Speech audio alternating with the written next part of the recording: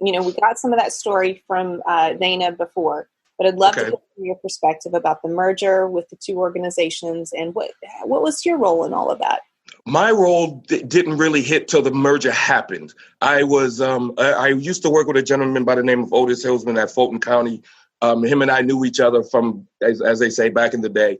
And then I was working for a company out of New York. However, they had a location here in Atlanta. And he told me about the merger with ACSS, AEC, and Samaritan House. He said in order to get the grant, they needed to have a job developer on payroll. So we talked, we figured it out. So my first day, we had two different offices at that time, two different locations.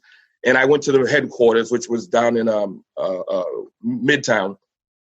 And so I met Otis there, and he says, okay, well, your first day, you have the first class of the year.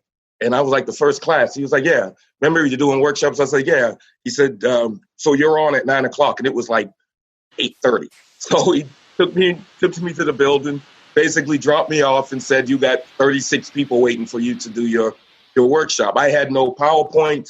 I had nothing. So I kind of just went in there, and I had to piece it together for, an hour. But I think the transition, if they never told me that they were two different organizations, I would have never known. What was another early epiphany or moment of clarity that you had? They're just the quality of people that walk through the doors it surprised me, to be honest with you. I wasn't expecting, I had a dentist, I had a lawyer, I had people with master's degrees, and that just kind of showed me that, we're all the same. It's just, you get knocked down, some can get up, some can't, some need help. So that was the biggest challenge for me, is just working with the new population. Can you think of a time, especially early on, when you felt a little less prepared to do this, when you were working with somebody where their barriers felt particularly intractable and you just were like, I don't know how we're going to figure this out, but eventually you did, and that person became successful? I had one gentleman who, he was tagged as a sexual predator at the age of 17. And now he was 35. And the thing about it is once I listened to the story that he told me, then I figured out, this guy he's not a harm. Now, it was not my job to make that decision. But in this situation, it was this cat isn't a sex predator. He got caught urinating behind an elementary school, and he got caught. And next thing you know, because the elementary school, there was kids in it, boom, he's a sexual predator. So once I hear those kind of stories, and in the past, I think I wouldn't listen to him. I was like, oh, well, he's a sex predator. He can't be in the program.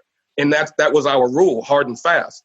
But then, we started having these conversations, staff and I, and it was like, wait a minute, you got to at least listen to him first. You can't assume, certain things. And he was the perfect example of, 17 years old, and now you're 35 and you can't find a job because, you urinated behind an elementary school, 20 years ago.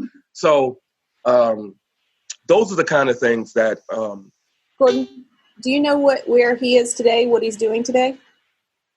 I've built these relationships with employers in Metro and Atlanta in the last, 15, 20 years that they trust me. So I can get on the phone with them and I can tell them that story, just like I told you, with his permission.